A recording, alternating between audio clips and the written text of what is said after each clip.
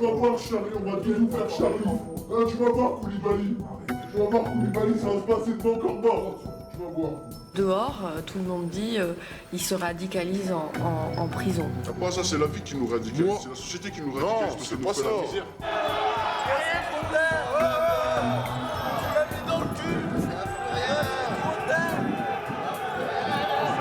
C'est la première fois que vous avez ce genre de manifestation Comment ça, de soutien à Kouachi? Ouais. Non, Pas que le jour de la minute de silence. Le jour de la minute de silence, on n'avait que des Kouachi en détention. Je vous écoute. Attendez. Non, mais on peut discuter ou pas? On n'est pas des super héros, hein, des super hommes, des super femmes, et on ne peut pas faire plus que les moyens dont on dispose. Mais en tout cas, on fait le maximum. Ah, téléphone, trouvé. Commence à faire de la saisie quand même. Donc il a le droit à sa religion. Et ça dépend de ce qu'il en fait de sa religion. Ce qui me choque, c'est ça. C'est les couteaux céramiques. Voilà, on en trouve de plus en plus. Par curiosité, j'aurais aimé rencontrer ces gens-là, mais juste par curiosité. Moi, j'irais pas faire un attentat, on réussirait pas à m'endoctriner juste pour savoir comment il est réalisé. J'aimerais savoir les arguments qu'ils avancent,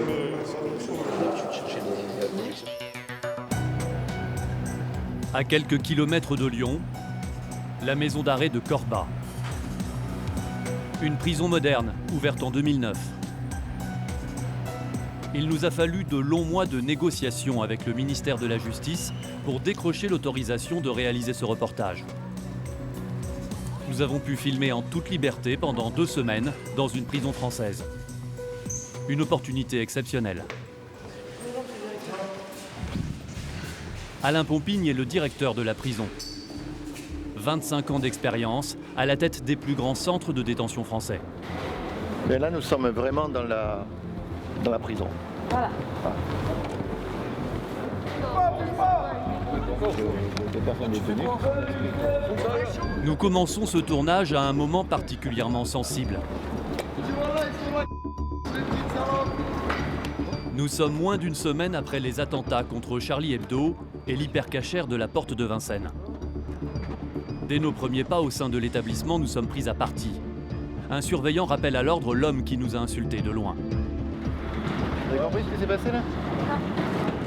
Le chef est en train de demander l'explication à la personne. Voilà, la vie en prison. Quelques jours seulement après les attentats, la France est sous le choc. Et les prisons, elles, sont littéralement dans l'œil du cyclone.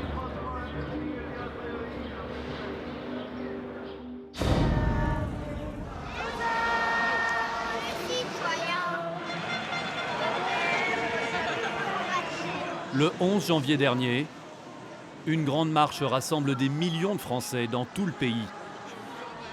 Une émotion nationale, quelques jours après les attentats. 17 personnes froidement exécutées. Et des terroristes dont le parcours pose question. Chérif Kouachi, Ahmedi Koulibaly, des trafiquants devenus des terroristes islamistes. De jeunes Français qui se seraient radicalisés notamment pendant leur passage en prison. Comme avant eux, Mohamed Merah, qui a assassiné 7 personnes en mars 2012 à Toulouse. Ou encore Mehdi Nemmouche, le tueur du musée juif de Bruxelles. Eux aussi étaient passés par la case maison d'arrêt. Alors c'est tout le système pénitentiaire qui est montré du doigt. Radicalisation en prison, des bombes à retardement. Comment éviter la radicalisation des détenus musulmans? Que se passe-t-il dans nos prisons? Au plus haut niveau de l'État, on s'est emparé de la question. Mais progressivement, nous savons la facilité avec laquelle certains jeunes délinquants de droit commun basculent dans des processus de radicalisation. Les phénomènes de radicalisation se développent, nous le savons, vous l'avez dit, en prison. Ce n'est pas nouveau. Alors quelles menaces les islamistes radicaux représentent-ils réellement dans les prisons? Quelle est l'ampleur du phénomène? L'administration pénitentiaire a-t-elle les moyens de lutter?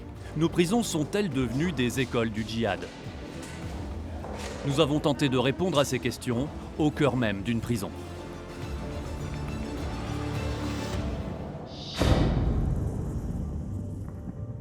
Une semaine après les attentats, à Lyon-Corba comme dans d'autres prisons de France, la menace de la radicalisation est devenue ultra sensible.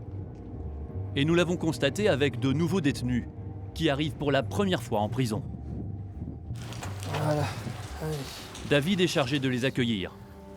Il a plus de 8 ans d'expérience dans le métier.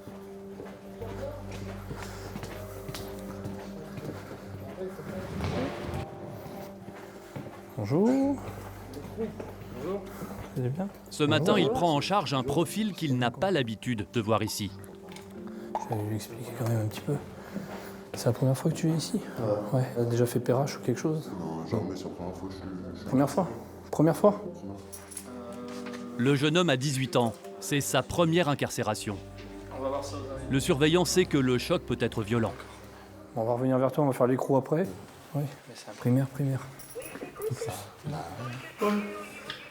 Les policiers qui ont escorté le jeune homme alertent d'ailleurs David. Il est très fragile. Il a l'air... Il pleurait tout à l'heure et tout. C'est normal. Il mélange un peu tout. Influençable en tout cas. Lors du transfert, le policier a surpris une conversation entre le jeune homme et un codétenu. Il était question de djihad, alors il est inquiet. Et tout à l'heure ça parlait voilà, la Syrie et tout. Ouais. T'as compris, lui c'est vraiment le profil type de... Qui peut se faire embrigader facilement. D'accord, bah, vas-y, bah, ça c'est la victime, ça c'est l'embrigadement facile. C'est bon? Allez, vas-y. Viens faire l'écrou. Durant les prochains jours, David et ses collègues vont observer le nouvel arrivant pour mieux le cerner. C'est ce que l'on appelle ici le profilage. Après, je t'expliquerai comment ça se passe pour dire de pouvoir faire sortir les affaires. Et la fragilité du jeune homme va très vite se confirmer. Après, une signature ici, parce que vous avez été condamné, vous avez 2 ans. Donc du coup, je vous ai déjà appliqué les réductions de peine, donc je vous ai enlevé 5 mois à votre peine, donc vous êtes libérable le 20 août 2016 pour l'instant. C'était pas prévu?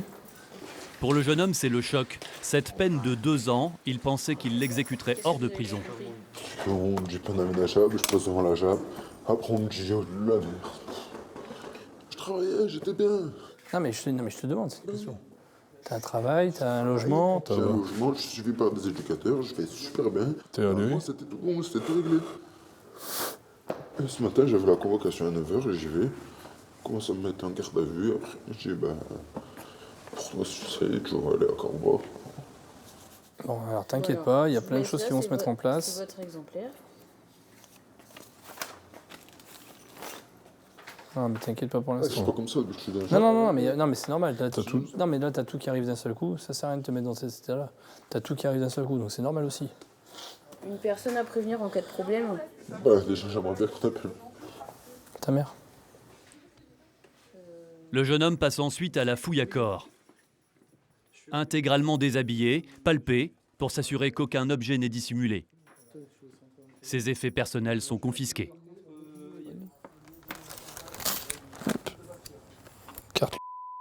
Une carte. Les téléphones portables sont mis à la fouille. Les effets de valeur sont mis au coffre. Il n'y a que ça? Oui. Alors, vous la tenez là, très bien. Pour seule pièce d'identité, il aura à partir de maintenant une carte de circulation avec nom, prénom et numéro d'écrou. En fait, c'est pour prendre ton empreinte biométrique pour avoir ta carte de circulation. C'est bon. Dès que tu sors de la cellule, il faudra l'avoir sur toi. Ok? Ça va, la photo te convient? Parce que sinon, la photographe en chef, elle l'a fait changer, c'est pas grave. Allez, on y va? Ça marche. Faut pas t'inquiéter plus que ça, quoi. Ok? David l'escorte au quartier Accueil, un bâtiment de transit pour les nouveaux arrivants, à l'écart des autres détenus. C'est un arrivant! Le jeune homme restera ici entre 7 et 10 jours, le temps de s'acclimater. Il y a un peu de tabac. Si on n'arrive pas à si lui il en a pas, ça va te dépanner un peu. Je te laisse avec la collègue, elle va te montrer un petit peu le quartier. Je vais vous donner votre casquette, je la garderai pour aller en promenade. D'accord? Allez. Au quartier Accueil, le jeune détenu va apprendre la prison et ses règles. Et c'est notamment Pascal, surveillante depuis 20 ans, qui va lui servir de guide.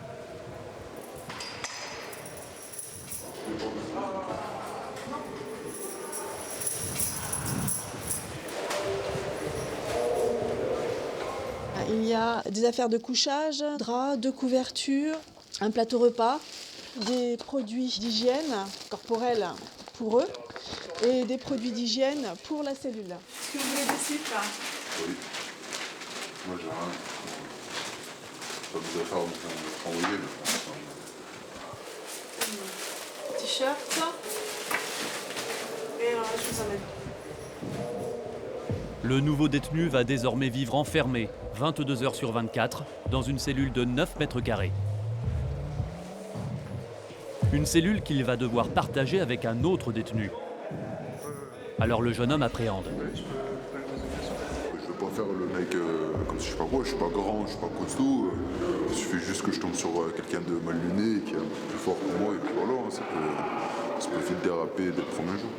Nous évoquons alors l'islam radical en prison, mais le sujet est sensible. Moi je suis musulman, moi je suis de croyance musulmane. Après voilà, je préfère mieux pas en parler sur ce qui se passe en prison, sur les radicalisations. Je suis pas dans cet univers-là. Pour le protéger, Pascal a choisi de le placer avec un codétenu a priori sans risque pour lui.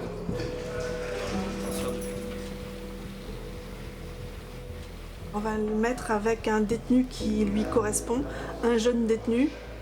Est-ce que c'est un jeune qui est tranquille, c'est un petit gars tranquille. C'est un jeune homme, calme, tranquille.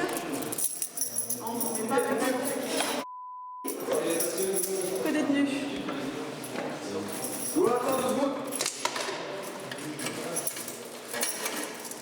Voilà. Ici, comment ça fonctionne? À chaque fois qu'on vous demande de sortir de la cellule, sortez de la cellule, sinon vous restez enfermé 24 heures sur 24. D'accord? Ici, la promenade, c'est une fois par jour, le matin ou l'après-midi. On a un planning, on suit ce planning. D'accord? Le matin, nous, on ouvre la cellule, on regarde si vous êtes là, si vous êtes vivant. Moi, personnellement, je réveille la personne. Hein? Voilà. Question? Non, question. Allez, à tout à l'heure. Réveiller le détenu pour s'assurer qu'il est vivant, qu'il ne s'est pas suicidé pendant la nuit.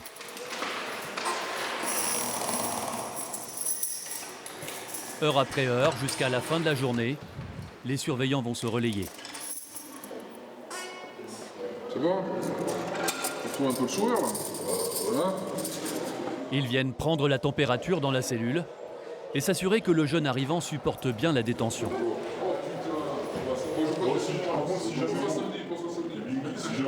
Si jamais il y a un souci dans la nuit, tu le signales demain matin. Hein? Non mais si ça colle pas, on sait jamais, ça peut arriver. Avec toi normalement ça devrait bien se passer, mais bon. Avec moi c'est bon, tranquille. Si jamais ça colle pas, tu nous le signales demain matin, de toute façon moi je suis là. Ça vous inquiète? C'est pas que ça m'inquiète, c'est que voilà, on n'a pas l'habitude en fait. Honnêtement, voilà, nous. Mais vous n'avez pas l'habitude, ça veut dire quoi ça? Mais parce que nous, on a l'habitude des gens qui rentrent, qui sortent, qui sont habitués à la détention, qui bougent, voilà, qui font avec. Et pour eux, c'est devenu un quotidien, tandis que des gens comme ça qui sont fragiles, après, je ne me mets pas forcément à leur place, mais voilà, il est jeune, il a 19 ans. Bon, s'il est là, il faut le garder en bonne santé, c'est surtout ça. Mais c'est un peu particulier. Cette fois, les surveillants ont trouvé le bon compromis, mais c'est loin d'être toujours aussi évident. Car comme la grande majorité des prisons françaises, Lyon-Corba est confronté à la surpopulation carcérale. 690 places ici pour 830 détenus. Un casse-tête quotidien pour le personnel pénitentiaire. David et ses collègues le savent, la moindre erreur dans l'affectation des codétenus peut avoir des conséquences graves. Et ce jour-là, ils vont justement devoir faire des choix hautement stratégiques. Allez, bon appétit, à tout à l'heure. L'état de santé de l'un des détenus est préoccupant. Le repas? Oula, ça va? Il refuse de s'alimenter. Pas de pain? Le fait de ne pas vouloir s'alimenter ou ce genre de choses, c'est comme un signe pour une crise suicidaire. C'est ce qu'elle m'a dit l'infirmière tout à l'heure. Elle m'a dit voilà, il faut surtout pas qu'il soit tout seul. La procédure veut que les plus fragiles ne restent pas seuls en cellule. Mesure de précaution. Sauf que pour Pascal, cela va tourner au problème insoluble. car les places libres sont rares et le choix limité. La 212, je sais que c'est un condamné, 202 aussi. Le détenu fragile est un prévenu, c'est-à-dire qu'il est en attente de jugement. Impossible de le placer avec un détenu déjà condamné. C'est le règlement. On pourrait le mettre avec le détenu de la 214 qui lui est calme. Et par contre c'est un fumeur. Mais bon, il fume pas beaucoup. Nouvelle complication, l'autre codétenu possible est un fumeur, alors que le prévenu ne fume pas. Et en principe, l'administration pénitentiaire impose de séparer fumeurs et non-fumeurs. Alors, comment faire ?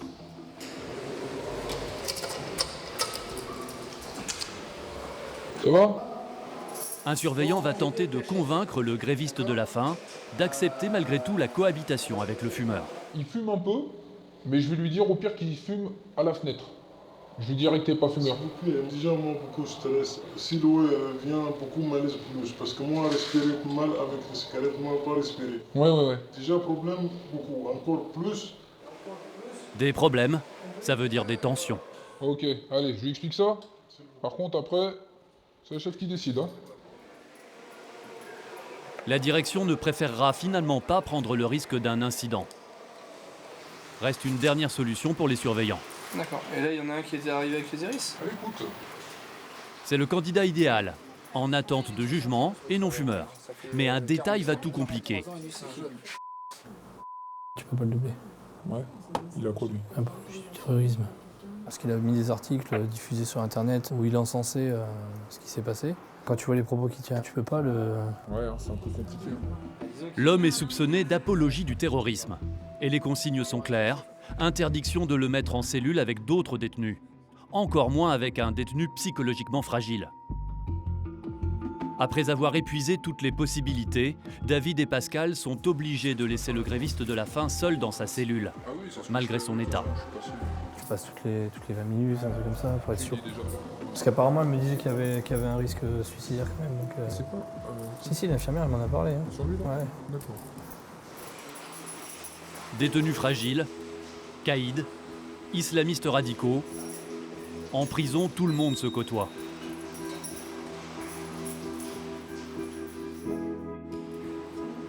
Messieurs, alors, vous m'enlèverez ça, hein? D'accord. On n'écrit rien sur les portes, on n'écrit rien sur le... Chez moi, madame. Non, vous êtes en cellule, vous êtes en prison ici. C'est pas chez... Vous n'êtes pas chez vous ici. La France, elle est chez moi. Non, vous êtes... Oui, d'accord, ok. Mais vous êtes en cellule ici. La France, j'aime. Je lui donne mon cœur, la France, monsieur. Je reviens dans 5 minutes, d'accord? Merci beaucoup.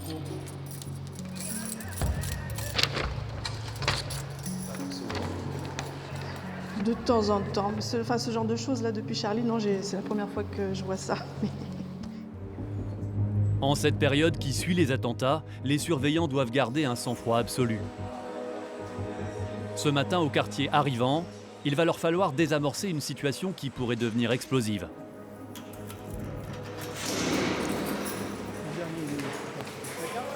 La prison accueille un nouveau détenu. Il vient d'être transféré d'une autre prison après avoir agressé un surveillant. L'escorte se fait sans plus de sécurité que pour un autre détenu. On est surveillant, on n'a pas de matraque, pas de pistolet, pas de rien du tout.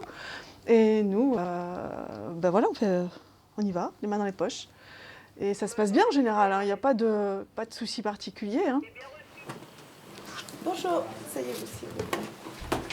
Le détenu est pris en charge par une gradée. Le face-à-face est tendu. Nous devons filmer depuis l'extérieur du bureau. Donc vous êtes arrivé directement de où il y a eu un incident, c'est ça? Madame, je dis sincèrement, ça fait plus de 30 mois que je la aide tous les jours. Ça sert à quoi? Mais ça sert à quoi? Non mais je dis, ça sert à quoi? Ça sert à quoi de se retrouver par terre ayant des coups? Après ils se disent pourquoi les gens sont radicalisés. Ah ouais. Vous n'êtes pas radicalisé? Ah, ils veulent que je le devienne. Pourquoi ils veulent? Qui veut? Hein? Qui veut? Vos collègues. L'homme brandit la menace de la radicalisation. Un phénomène qui se répandrait de plus en plus dans les prisons françaises. La crainte des autorités, que les islamistes radicaux profitent de l'impact des attentats pour essayer d'étendre leur influence. Moins d'une semaine après les événements, le Premier ministre Manuel Valls a d'ailleurs annoncé un plan spécial destiné aux prisons. Avant la fin de l'année, Sur la base de l'expérience menée depuis cet automne à la prison de Fresnes, la surveillance des détenus considérés comme radicalisés sera organisée dans des quartiers spécifiques créés au sein d'établissements pénitentiaires. Isoler les islamistes radicaux dans des quartiers particuliers, une mesure difficile à appliquer, faute de place. Alors en attendant, à Corba, gros profil et petit casier se côtoient au quotidien. Ici, une quinzaine de détenus sont identifiés comme ayant des liens avec la mouvance islamiste. Certains ont même été condamnés pour des affaires de terrorisme. Le parcours des frères Kouachi et d'Ahmedi Koulibaly, les auteurs des attentats, est au centre des conversations des détenus. On entend à la télévision que c'est des gens qui sont passés par le milieu carcéral. Bien sûr, ça peut que nous toucher. Je me dis, en tout cas, je ne pense pas que ce soit la religion, c'est l'homme qui se radicalise tout seul d'une manière ou d'une autre. Par curiosité, j'aurais aimé rencontrer ces gens-là, mais juste par curiosité. Moi, j'irais pas faire un attentat, on ne réussirait pas à m'endoctriner. Juste pour savoir comment il aurait essayé de m'influencer. J'aimerais savoir les arguments qu'ils avancent, mais... Des détenus qui jurent qu'ils sont à l'abri de l'embrigadement, mais qui se disent tout de même curieux de discuter avec des terroristes. À la maison d'arrêt de Corba, la priorité c'est de surveiller de très près les radicaux identifiés pour éviter qu'ils n'influencent les plus faibles. Ce jour-là, l'un d'entre eux est tout particulièrement en ligne de mire.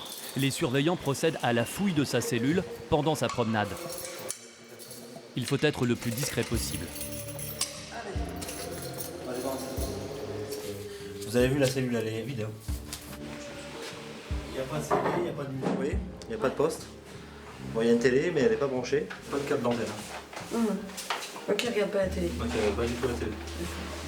Une cellule presque vide. C'est un signe d'appartenance à la mouvance djihadiste. Une façon de dire aux surveillants qu'on est ici en soldat. Alors, c'est un détenu qui est incarcéré pour des faits d'actes de terrorisme, financement du terrorisme. Ce détenu est un ultra-rigoriste. Il ne fume pas et ne se mêle d'aucun trafic. Vous cherchez quoi là? C'est lecture. Des numéros de téléphone. Tout est comme nettoyé, même son courrier. Il ne conserve que des lettres administratives, pas de notes personnelles, pas un signe de lien avec l'extérieur. Il a même bouché les aérations de sa cellule avec du dentifrice. Au dentifrice. Il a bouché celle-ci et celle-ci. Il va faire déboucher ou les faire remplacer, parce que rien que pour l'aération de la cellule, déjà c'est pas bon. C'est pas bon ça. Ah, ça vous dit? Ça va. Soit ça sert de cache, ou soit il a peur d'être épié par des micros. Vous savez, ils sont parano des fois. Paranoïaque ou simplement prudent. Pour les surveillants, contrôler les faits et gestes des extrémistes devient une mission délicate. D'autant qu'aujourd'hui, les plus radicaux ne sont pas forcément ceux qui se font remarquer le plus. Je caricature l'image du barbu intégriste, etc. C'est fini ça. Aujourd'hui, ils se font complètement dans la masse. Et pour les agents, c'est difficile de voir si le détenu fait du prosélytisme. Voilà, il faudrait se concentrer uniquement que sur faire que ça. Et le problème, c'est que nous, on est happé par d'autres priorités, notamment la lutte contre le suicide. Voilà, notre travail ne se limite pas qu'à surveiller les détenus qui font du prosélytisme, malheureusement. Les surveillants ne trouveront rien cette fois-ci. Pas de contact, pas de documents suspects, aucun objet illicite. Pourtant, ils le savent. Les détenus parviennent à se procurer ce dont ils ont besoin. Des objets totalement interdits. Malgré toutes les précautions prises, malgré la surveillance, les murs de la prison sont loin d'être étanches.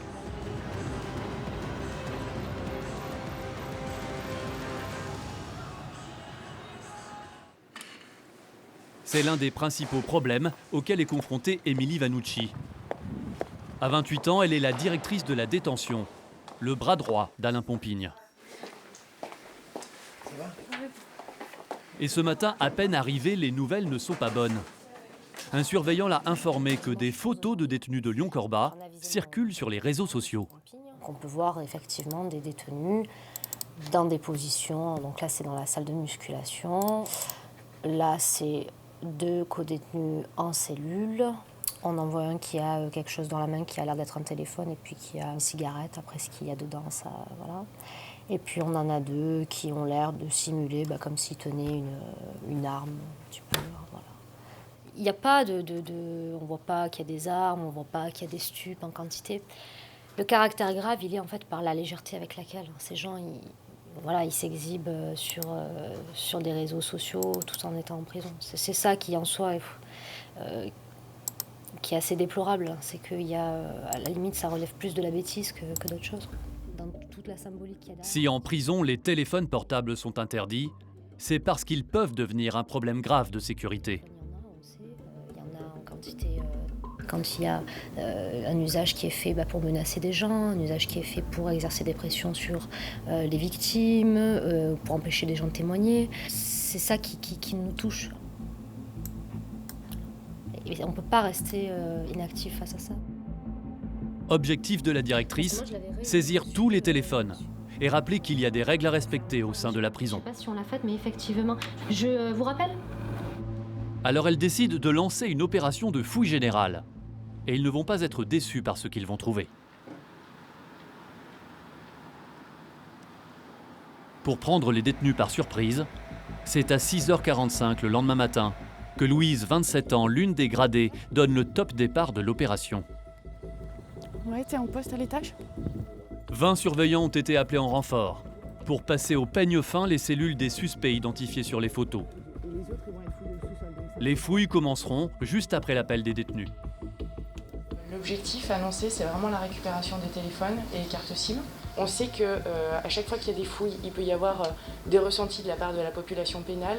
Toute insulte, menace, dans le pire des cas, des violences doivent nous être remontées. Il ne s'agit pas que vous soyez insultés parce que vous fouillez une cellule.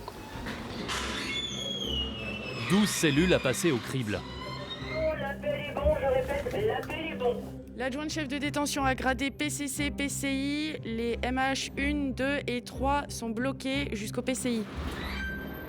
Après l'appel quotidien, les suspects sont sortis de leurs cellules et transférés au sous-sol pour une fouille à corps. Pendant ce temps, les fouilles commencent. Et très rapidement, les surveillants découvrent un premier téléphone. Et ben voilà.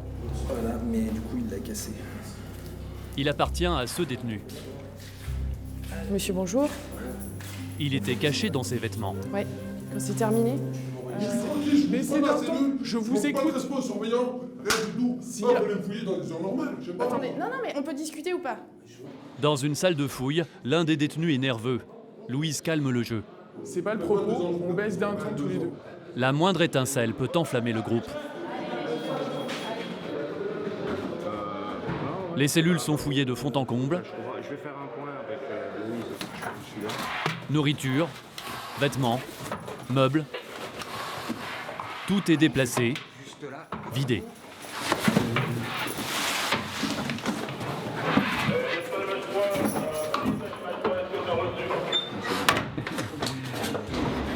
Ah, téléphone, trouvé. Pour avoir une belle image. Ah, bah... La carte SIM. On va regarder si la carte SIM.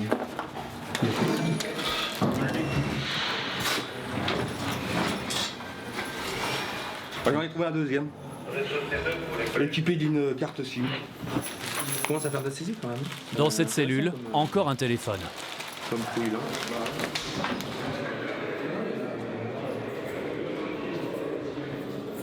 En fait, on vient de trouver une seringue.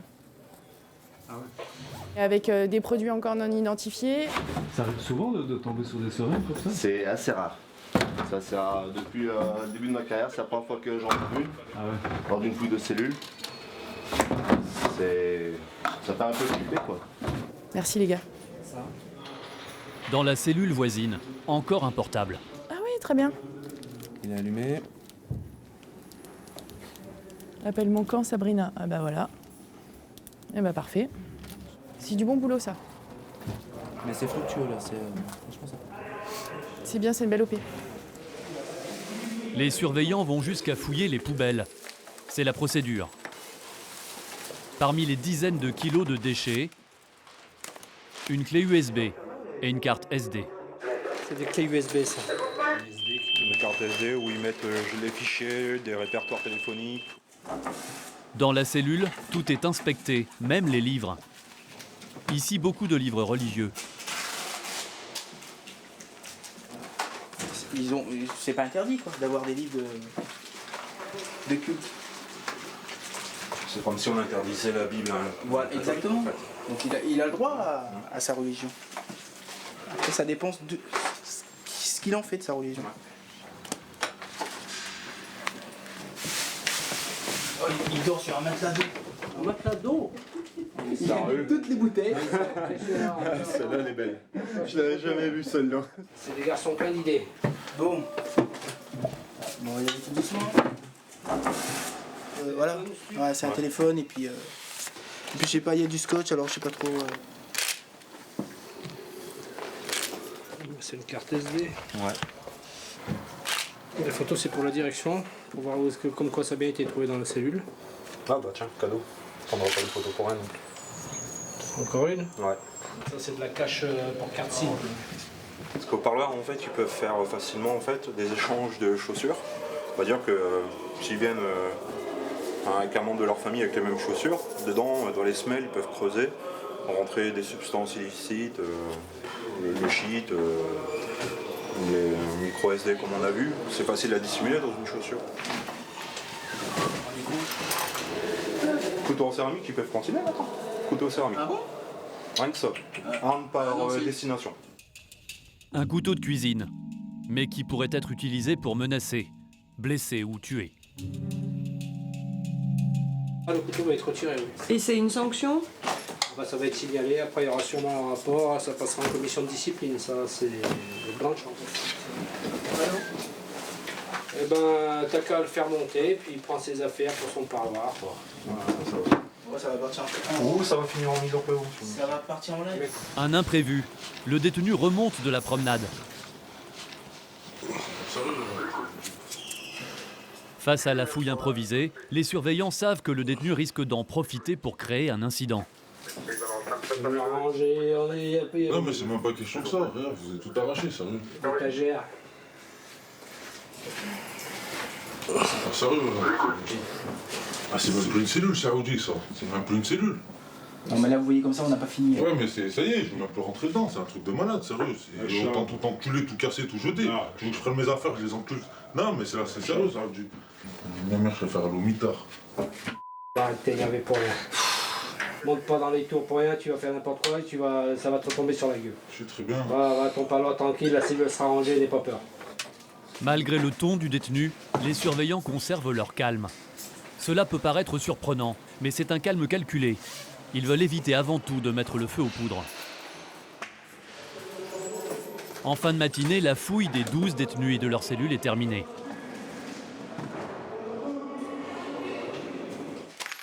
La saisie est impressionnante. 15 portables, des cartes SIM, des clés USB, des barrettes de shit, un couteau en céramique et une arme tranchante fabriquée avec les moyens du bord. C'est utilisé soit pour se défendre par certains détenus qui sont soit vulnérables, ou voilà, ça peut servir lors d'une agression, soit envers le personnel ou envers les autres détenus. Ce qui me choque, c'est ça, c'est les couteaux céramiques. Voilà, on en trouve de plus en plus. C'est tombé. Elles sont tombées, si, je crois que j'en vois 2 là. Dans quelques instants sur D8, la suite de notre enquête au cœur des prisons françaises. Comment les détenus parviennent-ils, malgré la surveillance, à faire rentrer des téléphones et des armes en détention? Là, on peut voir à ce niveau-là un chargeur de téléphone qui dépasse. Comment l'administration pénitentiaire lutte-t-elle contre la radicalisation? Comment faire la part des choses entre véritables menaces et provocations? Tu vas voir Charlie, on va tout nous faire Charlie. Là, tu vas voir Koulibaly. Tu vas voir Koulibaly, ça va se passer devant Corba. Tu vas voir. Fin de la fouille. Les 12 détenus vont pouvoir retourner dans leurs cellules.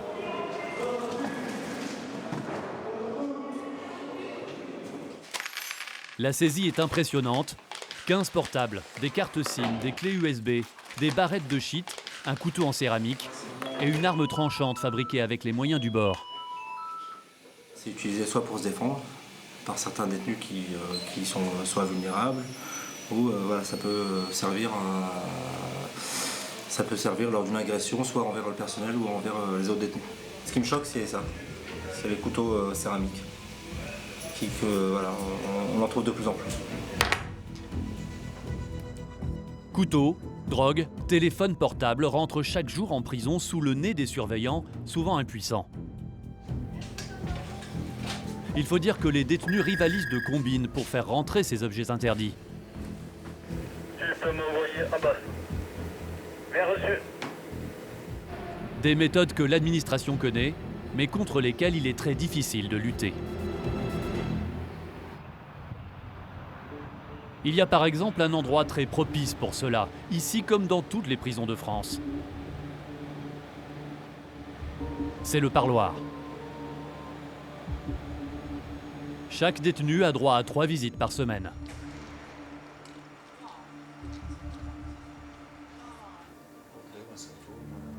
Les familles sont en train de passer là. Donc là, il va y avoir une sortie plus une entrée. Donc à chaque fois, il y a un croisement. 6 jours sur 7, parents, conjoints, enfants ou amis viennent visiter leurs proches. 45 minutes maximum dans des box comme celui-ci. Étienne est l'un des surveillants responsables des parloirs. Vous voyez un box, tous les box, c'est-à-dire les 30 box sont identiques. Un box composé d'une table, plusieurs chaises, un point d'alarme en cas de problème. Beaucoup de mouchoirs. Oui. Pour quelqu'un qui est enrhumé ou soit pour se ressuyer après une relation sexuelle. Des relations sexuelles tolérées, faute de lieu d'intimité. Par le directeur, c'est des condamnés. Okay. Voilà. Mais on n'a pas le temps de tout le temps faire le tour des parloirs. Entre la mise en place des détenus, la mise en place des familles, la sortie des détenus, la sortie des familles, on ne peut pas mettre un surveillant dans chaque porte. Manque de personnel et en plus, autre difficulté, depuis 2009, une loi interdit les fouilles systématiques des détenus à la sortie des parloirs. Du moment que les détenus ne sont pas fouillés intégralement, ils vont sortir du parloir, ils vont passer sous portique et l'alcool, la drogue, la nourriture, les petites cartes SD ne sonnent pas, donc ils repartent en cellule avec. Les portiques, c'est le seul contrôle obligatoire à la sortie des parloirs. Mais il y a beaucoup d'objets qu'ils ne peuvent pas détecter. Parmi eux, les couteaux en céramique et bien d'autres.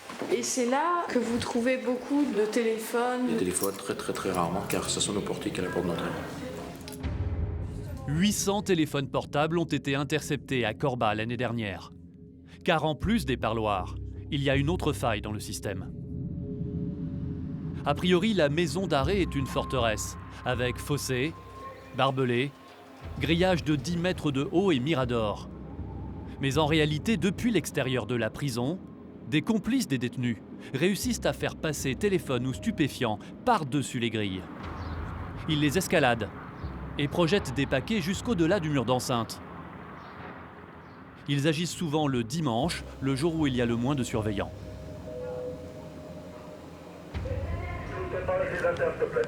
Ah, ça y est. C'est tombé. Au poste promenade, Julien vient d'être alerté par le mirador. Elles sont tombées. Si, je crois que j'en vois 2 là. Regarde.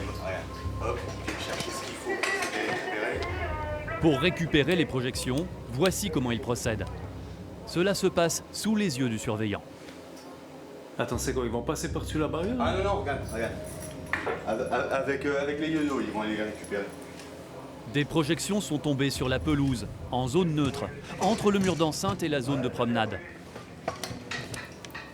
Ce détenu veut utiliser un drap de cellule enroulé, ce que l'on appelle un yo-yo. Il veut s'en servir comme d'une canne à pêche pour récupérer les projections. Est-ce qu'il y en a qui sont atterrés dans la cour des projections? Non, j'ai rien en cours, hein. J'en ai dans les zones neutres. Ok, top, merci beaucoup. C'est une course de vitesse qui commence. Des surveillants partent eux aussi ramasser les projections pour les intercepter.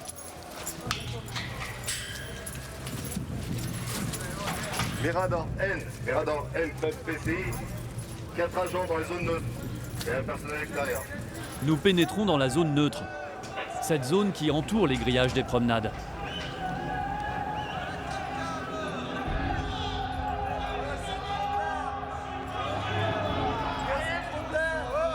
L'ambiance est tendue, des insultes et des jets de bouteilles.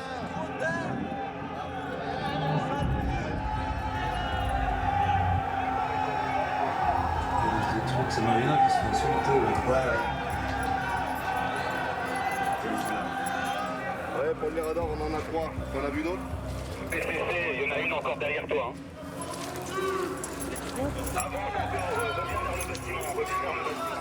Pour le Mirador, t'en as vu combien des projections? 5 minimum. Tu fumes arrête de l'interpréter. Vous vous faites toujours insulter comme ça? C'est récurrent, hein, c'est tout le temps comme ça. C'est ce que je vous disais. Les insultes. C'est le quotidien.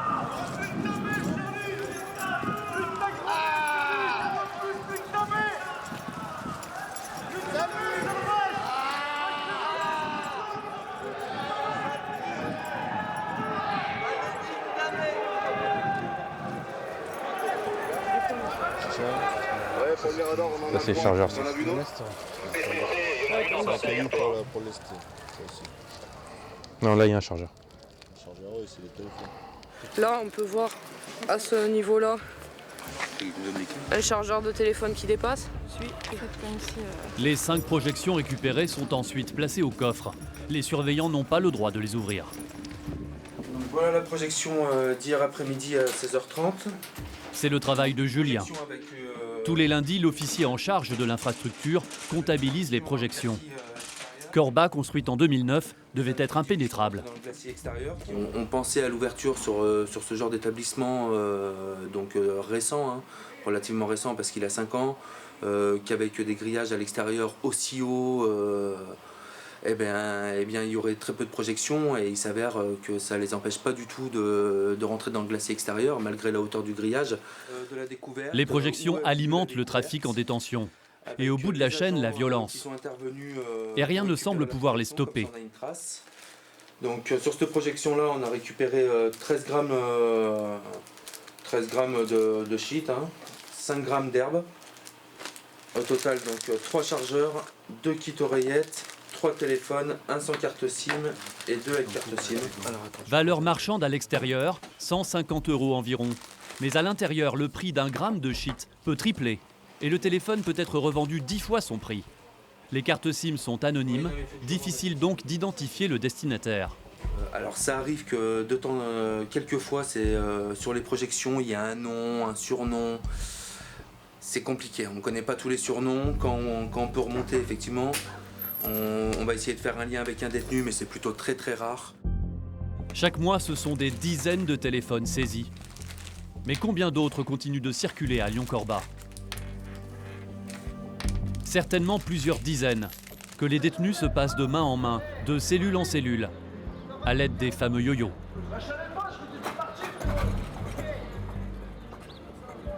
Le téléphone, un moyen de garder contact avec l'extérieur, de donner des ordres ou d'en recevoir.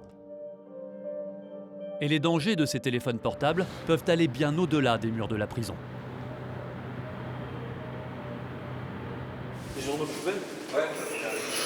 Ce matin, les surveillants procèdent à la fouille de la cellule d'un détenu hautement sensible. Il est fait celui-là. Un gros profil. Il appartient à une organisation terroriste et il est soupçonné d'instrumentaliser d'autres détenus.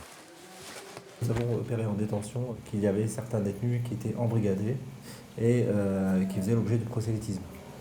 Le but, c'est d'avoir un maximum d'informations pour isoler cette personne, parce que je pense qu'elle présente une influence très négative sur la population pénale. Il faudrait écarter ce détenu de la détention classique, le mettre à l'isolement. Mais pour cela, il faut des preuves. On a une sorte de cachette dans le frigo. Voilà, donc là il dissimule portable, tout ce qui s'ensuit, de toute façon tout ce qui est illégal.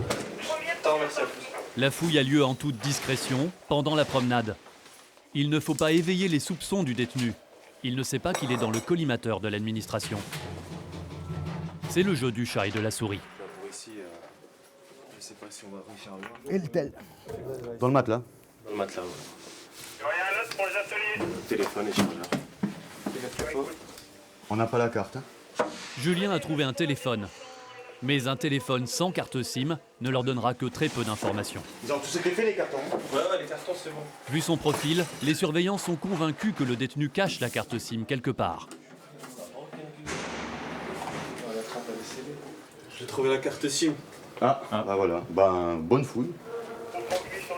Le téléphone est-il un élément suffisant pour isoler ce détenu? La directrice est aussitôt alertée. Oui, allô? C'est à quel niveau que ça a été retrouvé?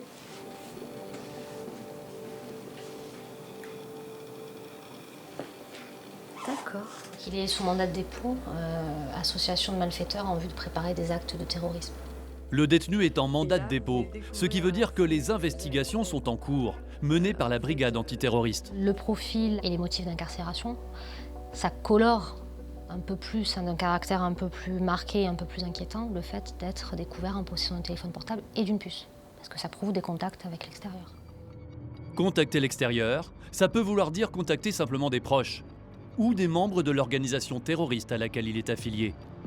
Avant lui, en 2000, une figure du groupe islamique armé, Adel Mechat, détenu à la prison de la Santé à Paris, a tenté depuis sa cellule, par téléphone, de préparer des attentats au moment de la Coupe d'Europe de football. Organiser un attentat depuis un lieu de détention, c'est possible. La directrice le sait, elle informe immédiatement le procureur de la République. Je vous appelle pour vous rendre compte donc de la découverte d'un téléphone portable et d'une puce dans la cellule d'un détenu que l'on suit au niveau de la radicalisation. Alors, on a effectué cette fouille parce que donc l'officier de bâtiment depuis quelque temps a eu des remontées d'informations sur le comportement de ce détenu, et puis on a eu un certain nombre d'éléments qui nous ont poussé à aller fouiller un petit peu dans sa cellule. Le téléphone d'Émilie ne va plus cesser de sonner. Oui, allô? Oui, on se prévenu pour association de malfaiteurs en vue de préparer des actes de terrorisme. Parquet, juge, direction interrégionale. Oui, allô? Elle appelle tous ses supérieurs. Mandat de dépôt initial d'avril 2012. Il lui sera ordonné de mettre le portable à disposition immédiate des services de renseignement mandatés par les magistrats.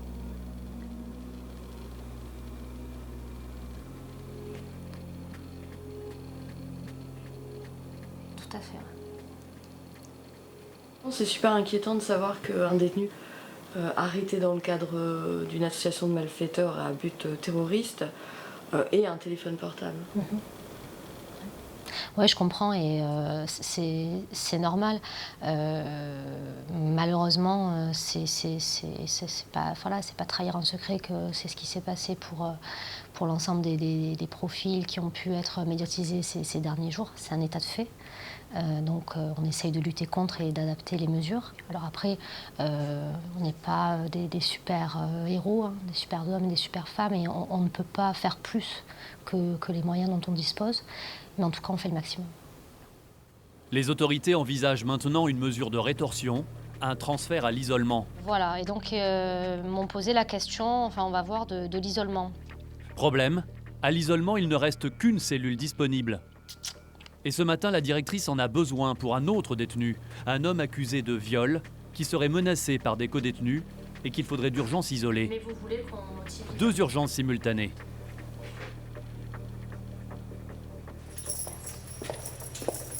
Deux détenus à isoler, mais une seule place. Avant de trancher, la directrice décide de recevoir le violeur présumé. Je ramène une chaise.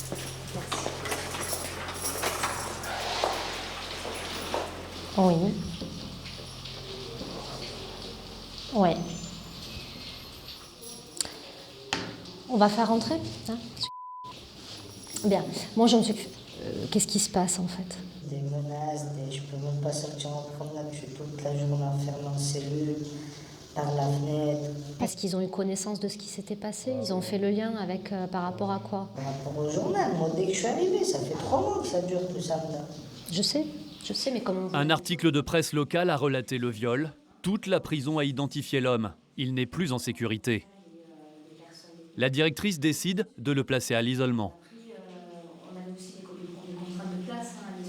On va la commencer aujourd'hui. Donc j'ai prévu le quartier d'isolement. Il y a une place pour vous. Vous allez faire vos affaires, d'accord? Quand tout est prêt, donc le chef est prévenu également, vous prenez vos affaires et vous montez à l'isolement. Là-bas, si jamais vous vivez mal la mesure, vous avez l'officier qui va vous recevoir pour en discuter avec. D'accord? On est d'accord, hein? Voilà, vous pouvez y aller, monsieur. Le surveillant vient me chercher après. Oui. Dès que j'ai fini. Oui. D'accord. Merci bien, madame. Allez. Au revoir, monsieur. Merci, madame. Au revoir. Quant aux détenus appartenant à la mouvance islamiste, finalement, ils restent en détention classique. Oui, allô? La directrice, Émilie Vanucci, va en être informée par le parquet.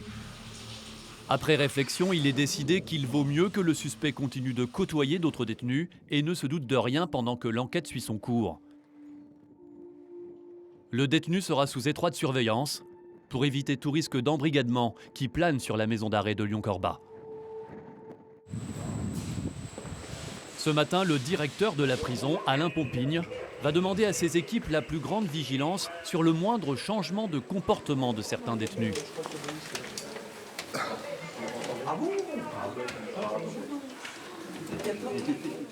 Il faut être attentif, il ne faut pas mettre de pression. 2 éléments importants. Il faut continuer à repérer les évolutions de comportement, en particulier des gens qui arrêtent quelque chose. Hein, arrêtent, par exemple, le régime alimentaire normal, arrêtent de fréquenter les cours, arrêtent de parler aux femmes. Mais pour le directeur, la priorité est très claire. Il faut identifier les manipulateurs.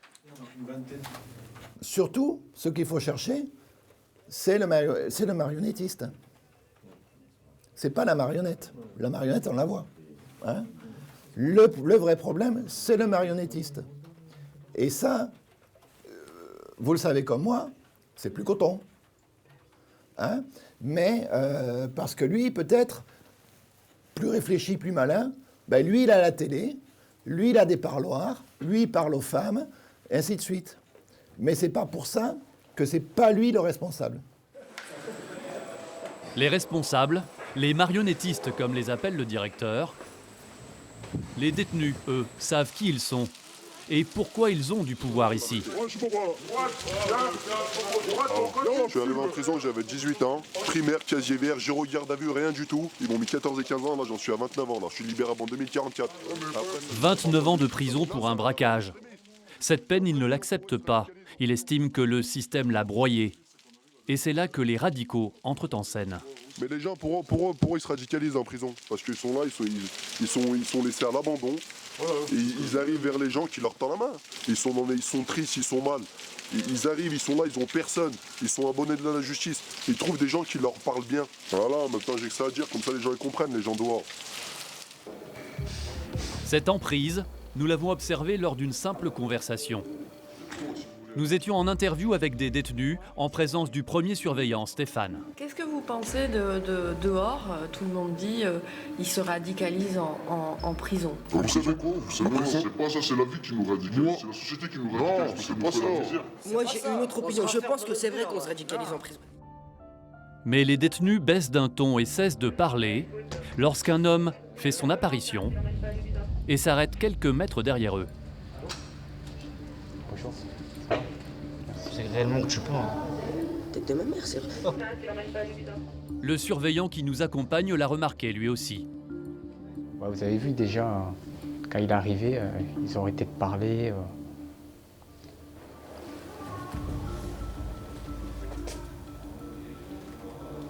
Le surveillant arrête l'interview à son tour car le détenu nous écoute.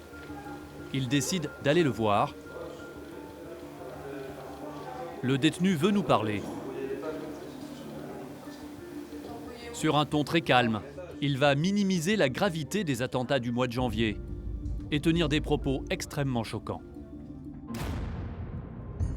Tout de suite sur D8, le dernier volet de notre enquête au cœur des prisons françaises. Qui sont ces radicaux qui, à l'intérieur des prisons, propagent l'idéologie terroriste? Les terroristes, ils sont à l'isolement, ils sont culés, mais c'est vrai qu'il y en a certains qui sont là, qui sont parmi nous. Quand tu dis parmi nous, il y en a beaucoup ou pas? Il y en a un pratiquement dans toutes les promenades. Nous sommes en interview avec des détenus, en présence du premier surveillant, Stéphane. Qu'est-ce que vous pensez de dehors? Tout le monde dit ils se radicalisent en prison. Vous savez quoi? Vous savez, c'est pas ça, c'est la vie qui nous radicalise. C'est la société qui nous radicalise. Non, c'est pas ça. Moi j'ai une autre opinion. Je pense que c'est vrai qu'on se radicalise en prison.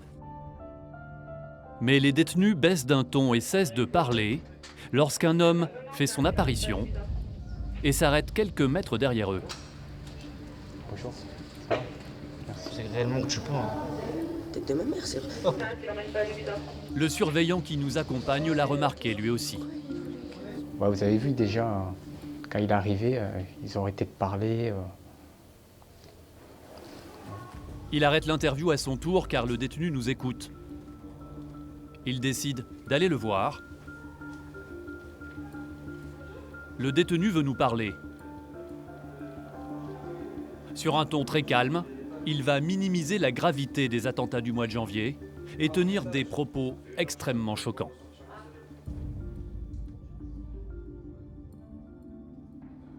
Et moi, de toute façon, j'ai pas de télé dans ma cellule. Parce qu'il passait trop de conneries. Mais vous pensez qu'on invente ce qui se passe? Non, mais plus de 17 morts, c'est bon, il y a tous les jours des morts. Pour moi, ils ont plutôt une belle vie, ils avaient 80 ans, 60. Ça fait une belle vie, c'est pas non plus un méchant drame, c'est juste parce que voilà, ce débarbu sur des kalachnikovs en pleine rue, ça choque les gens. Et justement, ils devraient y cacher, comme ils cachent d'autres faits. Quant à la radicalisation en prison, ce serait selon lui une lubie des autorités. Et quand on dit que la prison c'est ici, que... La prison, on se radicalise. J'ai pas d'exemple à vous donner, j'en ai pas vu. Les gens qui se radicalisent.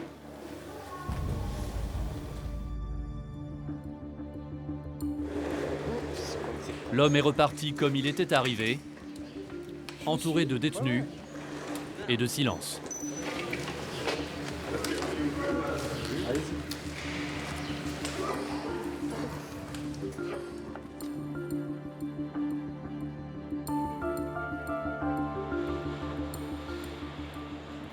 Charlie, c'est pas en notre nom, mais pas en mon nom. Ce qu'ils ont fait, c'est pas en mon nom. Jamais. Pas des Charlie, Pour ces cerveaux de la mouvance terroriste, les murs de la prison n'ont pas d'effet.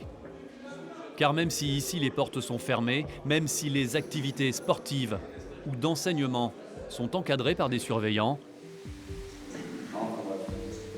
il reste un espace où tous les détenus se rencontrent tous les jours, en toute liberté. Et cet espace, c'est la promenade.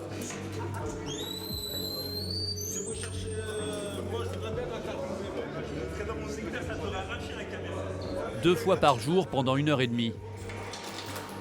Tout ce que les surveillants peuvent faire, c'est de redoubler de vigilance avec les DPS, les détenus particulièrement signalés. Comme par exemple cet homme escorté par Joël.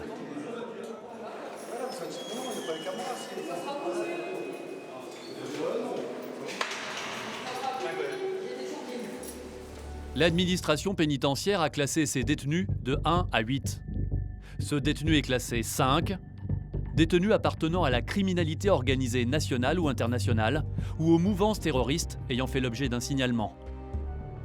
Depuis le poste de surveillance promenade, Joël ne lâche pas le DPS des yeux. Donc là, il y en a un ici. Vous savez où il est, là, en promenade? Le DPS? Ouais. Oui, exactement. Il est là, avec le bonnet. Donc lui, vous surveillez à qui il parle? Voilà, on va regarder ses fréquentations en cours de promenade, sa manière de se comporter, avec qui il va parler, avec qui il va tourner, s'il fait du sport, toutes ces manières de faire, tous ses comportements. C'est une maison d'arrêt où il y a énormément de mouvements, énormément d'activités. On a aussi de très gros profils, il faut être vigilant à chaque minute. En promenade, le DPS est entouré. Il y a des caïds. Oui, on en a toujours. Ils essayent d'être séparés dans plusieurs bâtiments. Mais on va toujours avoir 1 ou 2 individus qui vont essayer de prendre cette place. Quelle place? La place du meneur. Parmi les DPS, il y a les figures du grand banditisme et aussi des islamistes terroristes. Des radicaux qui profiteraient en particulier des promenades pour tenter de recruter.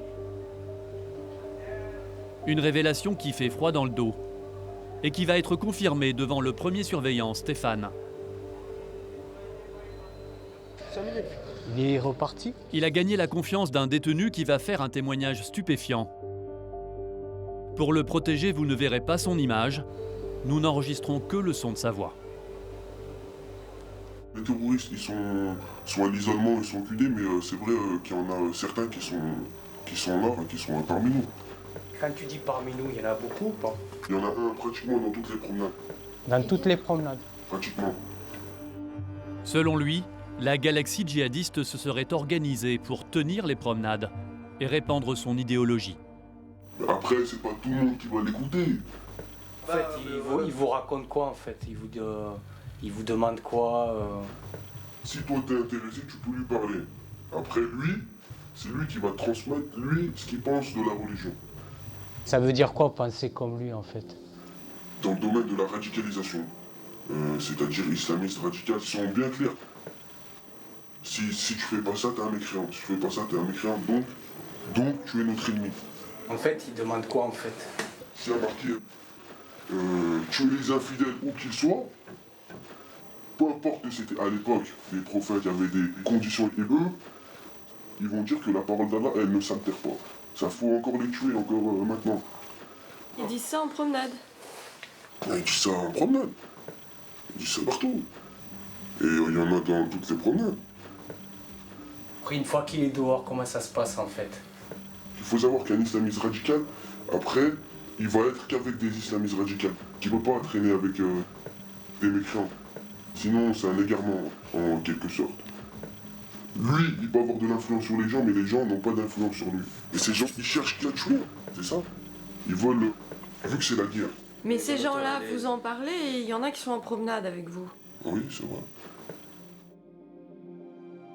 Le surveillant lui-même semble très surpris par ce qu'il vient d'entendre. Vous pensiez que en promenade c'était comme ça? Ah, ce qu'il vient de nous raconter. non, je viens de l'apprendre, là, je savais pas. Apparemment, il y en a 1 ou 2 par promenade, ça fait, on va dire, trop. Ouais. C'est une dizaine de détenus, quoi, on va dire. Voilà. Je trouve que c'est énorme, quoi. Vous êtes étonné? Franchement, oui. Je m'attendais pas à ça, quoi. Pour les surveillants de prison, la tâche est difficile. Comment neutraliser les détenus les plus dangereux lorsque la prison n'a pas les moyens de les isoler des autres détenus? Et comment distinguer des propos réellement haineux et dangereux de simples provocations qui sont courantes en détention? Ce matin, justement, une bagarre a priori banale va prendre des proportions inattendues. Tout aurait commencé après une insulte. Lorsque nous arrivons, la porte de la salle de fouille est défoncée. Allez, c'est parti. Un jeune détenu de 24 ans est à l'intérieur. Un petit trafiquant, incarcéré depuis 3 ans. Il n'a jamais été considéré comme spécialement dangereux ou à surveiller, jusqu'ici.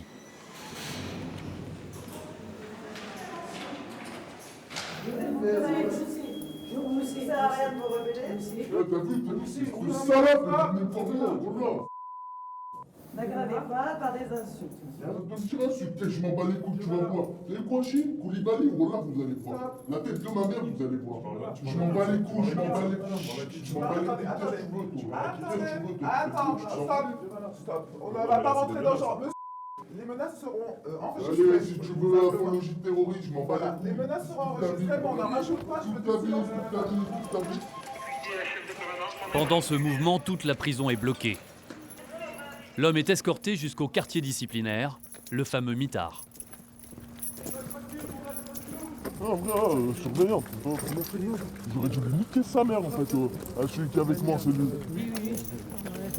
Je m'en bats les couilles. Je m'en bats les couilles. Il me ramène à 2 pélos. Et c'est moi, la vie de ma mère, c'est mon signe. On s'arrête 2 minutes, on prend le temps. On prend le temps. Vous ne bougez pas, on ne vous pètera pas les épaules. Mais pourquoi? Parce que vous avez défoncé la cabine. C'est cette salope qui est avec moi qui m'insulte de salade. Et c'est moi qui suis comme ça.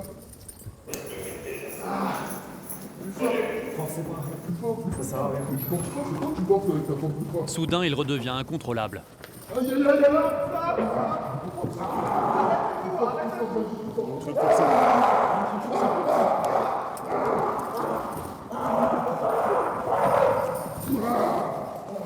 La scène est violente, mais les surveillants suivent une procédure établie. Après plusieurs minutes, le détenu se calme.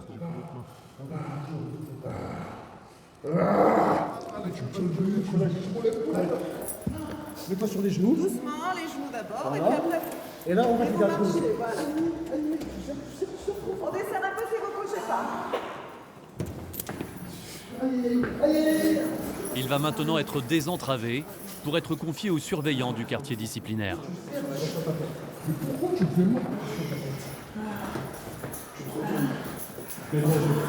Mets-toi à genoux. À genoux. Bouge pas. Grand, on va te détacher. Tu vas déshabiller, on va faire la fouille à corps. D'accord? Ça se passe bien, ça se passe bien, ça se passe mal, ça se passe mal. D'accord? Tu veux pas répondre? La loi pénitentiaire ordonne que tout détenu conduit au quartier disciplinaire soit fouillé.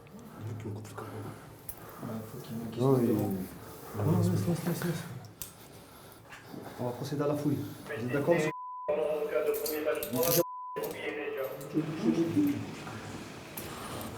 Allez. Reste comme ça. Reste comme ça. Reste comme ça. Vous allez voir. Charlie, ça va se passer ici. La tête de ma mère, vous allez voir. Fais beau, la vie de ma mère, vous allez voir. La tombe de mon père, tu vas voir. On rigole, la tombe de mon père, tu vas voir. Allez, on fait la fouille, allez, vas-y. La tombe de mon père. Allez, calme-toi. Tu vas voir, Charlie, on va tout vous faire, Charlie. Tu vas voir, Koulibaly. Tu vas voir, Koulibaly, ça va se passer devant Corba. Tu vas voir. Nous décidons d'arrêter de filmer.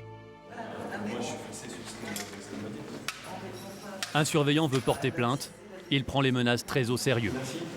Personne n'est blessé, tout va bien? Ouais? Ça va? Comment faire la part des choses? En invoquant Charlie, le détenu faisait-il de la provocation ou faut-il prendre ce qu'il a dit au pied de la lettre?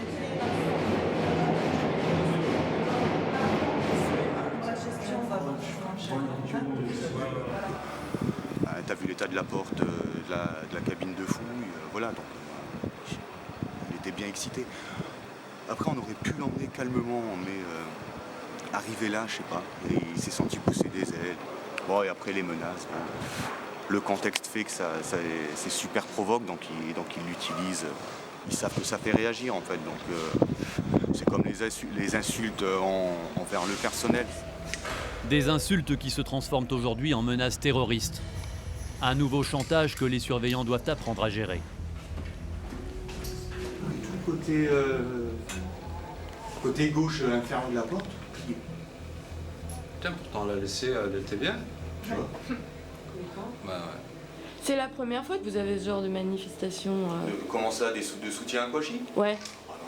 Non. Avec le jour de la minute de silence. Le jour de la minute de silence, on n'avait que des Kouachi en détention. Ils essayent souvent d'impressionner en disant ça, mais la plupart du temps, ça va être des profils, des petits jeunes qui vont essayer de se montrer. Des petits jeunes qui essaient de se montrer. Est-ce son cas? Ce qui est certain, c'est qu'aujourd'hui, des mots comme ceux qu'il a prononcés ne sont pas tolérés. La ministre de la Justice, Christiane Taubira, a appelé les procureurs à la plus grande fermeté chaque fois que l'apologie du terrorisme est reconnue. Alors partout en France, les condamnations tombent. Il devrait y avoir plus de Kouachi. 4 ans de prison ferme. Sur la vie du prophète, tu vas aller en enfer. 2 ans de prison ferme. Vive Mohamed Merah, 14 mois de prison ferme. Lui sera jugé dans 48 heures en comparution immédiate par le tribunal de grande instance de Lyon. Il risque jusqu'à 5 ans de prison.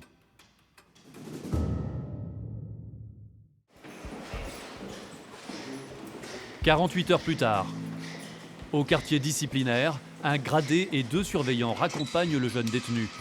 Il vient de comparaître pour apologie du terrorisme. Les juges n'ont pas encore statué sur son cas. Les habits, ils sont même pas à moi, la vie de ma mère, ils vont mettre des sacs. C'est quoi ces sacs? C'est quoi ces sacs? Il y a 2 caleçons qui sont à moi, c'est quoi ça?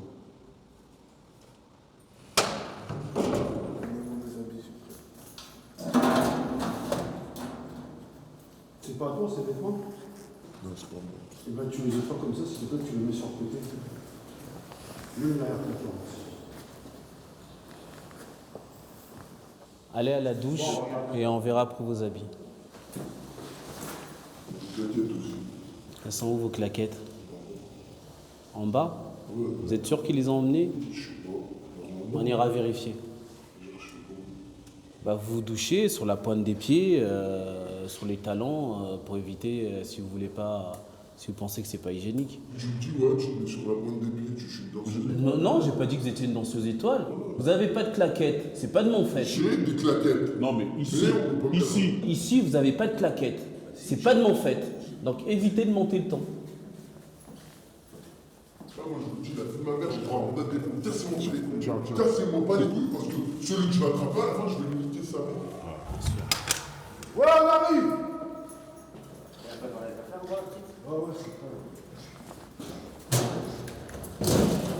On gère des situations de crise en fait. Donc, qu'on doit rendre, on doit ramener à la normale pour qu'ils puissent retourner en détention. Le quartier disciplinaire, c'est la prison dans la prison, la double punition. L'isolement y est total, en principe, car le risque de manipulation ou de prosélytisme reste présent. Les détenus échangent des messages entre eux, par les fenêtres en particulier. Alors les surveillants sont plus vigilants ici qu'ailleurs, comme par exemple avec ce jeune détenu, qui ne cache pas qu'il est souvent victime de la loi du plus fort. C'est-à-dire que je suis obligé de faire des trous qui vont bien, que je bats droit, et je les fais. Il y a des gens qui se sentent seuls ou qui n'ont rien en prison. Et des fois, les terroristes, ils profitent de ces gens-là pour leur changer un peu la tête. Ici. Il y en a beaucoup, il y en a pas mal. En bâtiment, il y en a pas mal, ça. Ok. Vous avez compris, c'est quelque chose, voilà. Et par exemple Vous vous approchez de certaines choses. Sortez, faites des cigarettes, faites des trucs comme ça. Il nous a pas dit ça, le bon Dieu. On se tue entre eux. Il nous a pas dit ça. je veux dire, oui, c'est sûr qu'il y a des profils par rapport à la vulnérabilité ou à l'isolement de certains. Oui, ça crée un terreau quelque part de gens qui peuvent être manipulables. Les détenus manipulables, il faut donc les avoir à l'œil et remarquer le moindre signe d'alerte. J'ai le document de mise en prévention, est-ce que vous voulez le signer? Les jeunes fragiles, ok. ce surveillant en a vu parfois basculer. Sous influence, être embrigadé et changer en quelques semaines de comportement, sans explication.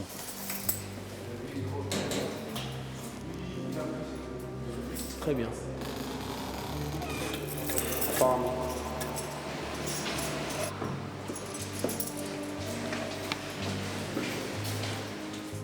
On les voit tous avoir le même cheminement. On les voit se laisser pousser la barbe,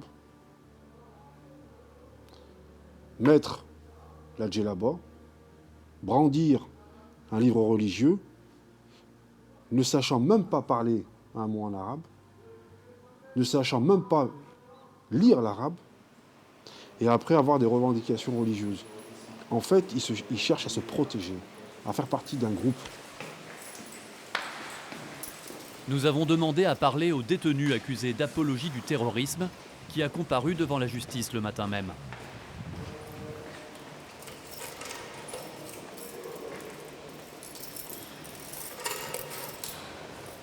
C'est le caméraman qui souhaite parler avec vous. Il a accepté. Après, c'est comme ça, j'assume. Je l'aurais dit au tribunal. Il n'y a rien de génie. J'assume ce que j'ai dit, ce que j'ai fait. Après, c'est à eux de le comprendre. On sait qu'ils vont comprendre. Bah non, justement. S'ils m'ont mis un mandat de dépôt, c'est qu'ils n'ont pas compris. Moi, je leur demande de l'aide. Et eux, en réponse à cette aide, ils me donnent de la prison. Qu'est-ce que je voulais que je leur dise à la fin? Je le dis à la magistrat. Elle m'a mis un outrage. Je lui ai dit, vous me mettez de la prison, vous croyez que c'est une solution? C'est pas une solution. C'est de la prison, ça sert à rendre les gens fous. C'est tout. Ils sortent de là, ils sont fous, ils sont cassés, ils n'ont plus rien. C'est normal après qu'ils partent en couille. C'est tout. Vous pouvez être considéré comme ou une proie facile pour les radicalistes qui pourraient essayer de vous radicaliser, ou en train d'être radicalisé, quoi. Non, pas du tout. Est-ce que vous saviez quelles conséquences ça pourrait avoir au moment où vous l'avez dit? Ouais, je savais, mais après c'était sur le coup de la colère, j'étais énervé. Et je soutiens pas ce qu'ils ont fait, Charlie Hebdo, les attentats, Koulibaly à l'hypercachère. Mais je soutiens pas non plus Charlie Hebdo qui fait des caricatures du prophète, ça se fait pas. Après, il y a des gens, vous savez, la prison, ça détruit, monsieur. Bah ouais, justement. Les gens, au bout d'un moment, on parle plus de religion, on parle plus de prison, on parle plus de rien. C'est la vie, elle les a détruits. Ils n'ont plus rien à perdre dans la vie. Ils préfèrent mourir en martyr pour leur religion que de rester dans cette vie-là à faire n'importe quoi. Voilà. Vous pensez qu'il y a beaucoup de gens comme ça? Oui, il y en a beaucoup. Il termine la conversation par une ultime provocation. Voilà mon code pénal. C'est ça mon code pénal. Pour avoir menacé les surveillants, il a été condamné à 4 mois de prison ferme. Le tribunal n'a pas retenu la qualification d'apologie du terrorisme, une décision qui ne surprend pas le directeur. Un jeune homme crée un incident avec ce qui va être, dans un premier temps, pris comme une apologie du terrorisme, à 2 jours de sa libération. J'ai interrogé cette personne il y a quelques jours. En fait, le seul endroit où il pouvait aller, c'était chez sa mère. Et chez sa mère, il est interdit de séjour. C'est-à-dire qu'il n'avait pas de solution. Des détenus fragiles qui joueraient avec l'actualité pour se faire entendre. Depuis le 7 janvier, à la moindre incartade, c'est la commission de discipline. C'est un peu le tribunal de la prison. Le directeur la préside. Il est le juge, accompagné d'un civil, d'un surveillant et d'un greffier. Ce jour-là, un homme est accusé d'outrage.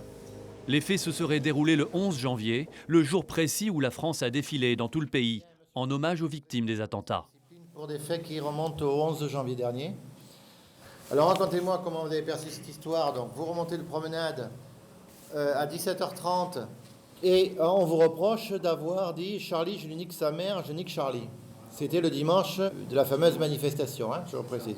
On y va. Bon, en fait, déjà, excusez-moi, monsieur le directeur, mais je trouve ça injuste de passer devant vous aujourd'hui. Parce qu'en fait, on est au moins une douzaine à remonter le combat. Ouais. Je ne vais pas vous mentir, c'est vrai, ça a insulté, ça a parlé et tout. Je ne suis pas un gamin, je ne m'amuse pas à insulter les gens comme ça. Par rapport à la liberté d'expression, dans la prison, nous, les détenus, on a besoin de la liberté d'expression. Ce que je ne comprends pas dans ce que vous me dites, est-ce que vous niez avoir dit ces propos ou est-ce que vous dites que vous les avez dit à l'intérieur d'un groupe? Non, moi, à aucun moment je dis ces propos. D'accord. À aucun moment, mais je ne vous mens pas que je les ai entendus. Bientôt, ma sortie à la rive, je vais vous demander un aménagement en peine dans pas longtemps. Ouais. Et voilà, j'aimerais bien sortir. Tout le monde a insulté, sauf vous? Non, je n'ai pas dit tout le monde insultait. Il y avait des groupes qui les insultaient, qui se moquaient d'autres. Ok, vous ne vous retrouvez pas là-dedans. Très bien. Souriant? J'ai bien entendu que vous niez avoir proféré ces propos-là, et qu'en plus, vous ne vous reconnaissez absolument pas dans les termes qui ont été employés, étant très attaché à la liberté d'expression, et que même si c'est vous qui me le dites, en tout cas, que vous êtes musulman, vous ne vous reconnaissez pas du tout dans le terrorisme et dans ce qui s'est passé, et que voilà. Ah, okay. Les parents ils m'ont appris leur religion comme elle est, il faut être poli, calme, on espère, Non, non, mais- il n'y a pas de terroristes, il n'y a pas de ça, tout ça. J'ai bien entendu. Dans le Coran, dans notre livre, il n'y a pas marqué qu'il faut tuer les gens. Ok. Il n'y a pas de problème avec ça. Moi, la liberté d'expression, je suis tout à fait... Merci, nous allons délibérer. Vous sortez un instant. Le détenu nie les insultes et défend sa vision de sa religion. Le directeur et la commission doivent décider de le punir, ou pas. Je tenais à le passer en commission de discipline pour que justement, pour les autres détenus, mais aussi pour les personnels, on montre qu'on reste attentif, on nous demande d'être attentif à cela. Mais de toute façon, sur la qualification, je suis obligé de relaxer. De formuler des insultes, des menaces ou des outrages à l'encontre d'un membre du personnel de l'établissement, c'est pas le cas. Non. D'une personne en mission, c'est pas le cas, ou en visite à l'établissement, c'est pas le cas. Ou des autorités administratives ou judiciaires. Alors bon, est-ce que Charlie, par dérogation, devient globalement la France tout entière? Charlie deviendrait une insulte suprême à l'État, en fait, à la France. Mais bon, je ne vais pas aller sur ce terrain-là. Je vous relaxe. Ok? Voilà, donc attention quand même. Hein. Je veux dire, on est dans une période, une ambiance un peu compliquée. Il faut que... Et j'ai beaucoup apprécié ce que vous avez dit, hein, par rapport à votre éducation et par rapport à ce que vous pensez de la liberté d'expression dans notre pays, hein, que nous partageons tous les deux avec d'autres. Surtout en détention, les détenus ont besoin de la liberté d'expression. Oui, et j'essaie de leur donner un peu plus. En relaxant ce détenu, le directeur envoie un message fort pour dire « pas d'amalgame ». Je vous rappelle que dans toutes les religions, il y a des tas de gens qui ont une pratique religieuse très assidue, à temps plein, hein, et qui pourtant hein, n'ont jamais tué personne et ne tueront jamais personne. Il faut être très prudent. Il y a un autre homme qui se trouve ici en première ligne depuis les attentats. C'est l'aumônier musulman de la prison. L'imam doit aujourd'hui lutter, déradicaliser en libérant la parole. Mais depuis quelque temps, il se voit poser beaucoup de questions, des questions parfois très dérangeantes. Qu'est-ce que tu penses des attentats suicides? Je lui dis quoi? Il me dit, excuse-moi, il m'a dit, mais qu'est-ce que tu penses des attentats suicides? Je lui dis, tu veux dire quoi par un attentat suicide? Il me dit, donc voilà, j'ai une ceinture d'explosifs et je m'explose dans un endroit où il y a des koffars. Donc j'ai passé presque 3 semaines avec lui. La dernière fois que je l'ai rencontré, il a commencé à pleurer. Il me dit, allez. Après, voilà, il m'expliquait, il m'a dit, parce que je viens d'entrer en prison, j'ai senti un peu d'injustice, je suis là, je suis innocent, etc., etc. Mais, alhamdoulilah, donc comme on dit, grâce à Dieu, il est revenu vers le droit chemin.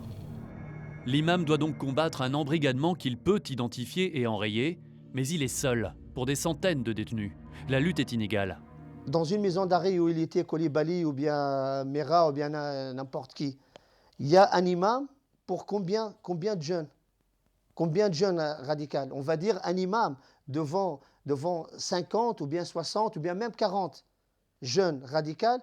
C'est qui peut influencer les autres? C'est l'imam tout seul ou bien 40 personnes qui font le propagande dans les maisons d'arrêt? Bien sûr, c'est eux qui vont gagner.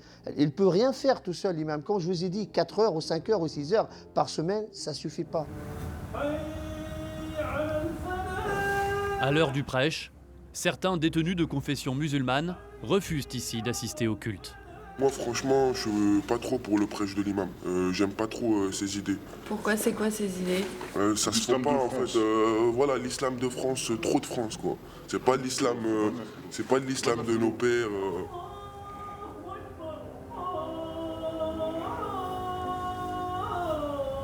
À l'opposé, d'autres détenus assistent aux prêches, mais redoutent désormais que cela joue contre eux. Quand ils vont voir l'imam, ils se disent on va se faire cibler par tout le monde. Quoi. Et moi j'ai eu plusieurs fois, je suis en CAP-vente avec des gens qui font la prière tous les jours et tout. On parlait de ça avant-hier. Ils me disaient qu'ils ne voulaient plus y aller quoi, par rapport aux surveillants, par rapport au service de renseignement, par rapport à tout ça. Il y a des gens qui rentrent en prison, ils ne la font pas. Ils rentrent, ils la font, ils sortent dehors, ils ne la font plus. Ça y est, c'est radicalisé parce qu'on a vu qu'en prison, j'ai fait ça, il est sur le tapis de prière, oh là, celui-là, je vais le signaler. Non. J'ai le courant dans la main. Non. C'est ça, hein. Rumeur ou vérité, le directeur fait passer le message. Dans quelle cellule pour les amener? Nous ne fichons pas les religions.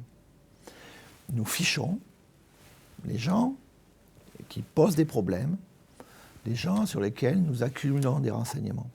Mais nous ne fichons pas un musulman.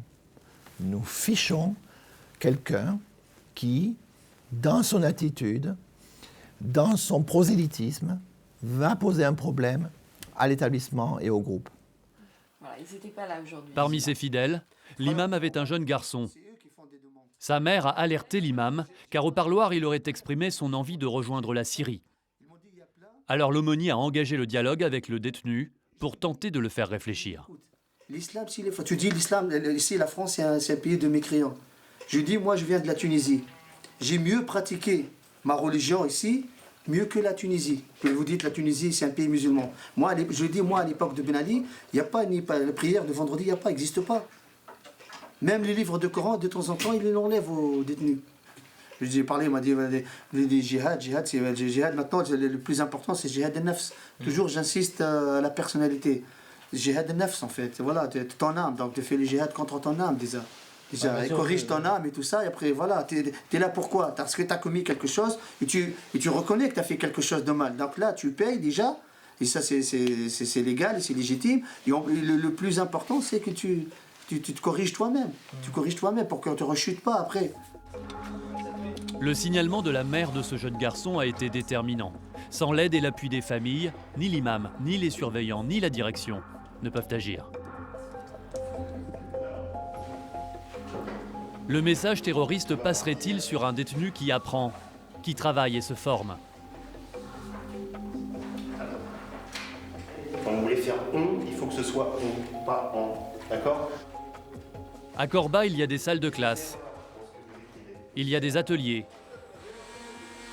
En luttant contre l'isolement, en facilitant la réinsertion, ils permettent aussi de combattre le message terroriste. Mais là encore, l'administration pénitentiaire manque de moyens. Les places sont chères. Un détenu sur 5 seulement trouve une place aux ateliers. Les détenus qui demandent à travailler, qui sont sélectionnés, qui sont après pris au travail, sont des gens dans l'ensemble qui ne posent pas de difficultés. Hein. C'est des gens qui ont envie, qui sont plutôt sérieux et qui ont finalement fait le choix d'avoir une détention un peu différente. Hein. Ça me permet de faire passer le temps et s'occuper. Même d'envoyer de l'argent à nos familles, pour ceux qui ont des enfants. C'est garder le lien familial avec leurs enfants. Dans cet autre atelier, il se forme au métier de carreleur. Ça a été réalisé par les détenus. En fait, on en fait chaque année, on fait des réalisations comme ça pour les offrir. Là, c'est pour les sapeurs-pompiers de Givors. Le plus important, c'est de sortir de sa cellule. À partir du moment où on sort de sa cellule, on est bien, quoi. Un avantage. Un avantage. Maintenant, être en formation, c'est un privilège parce qu'il y a beaucoup de demandes. Le travail est une chance de s'en sortir, une chance de se réinsérer. Mais aujourd'hui, certains détenus craignent d'être à jamais stigmatisés, même avec un CAP en poche, même avec un emploi à la sortie.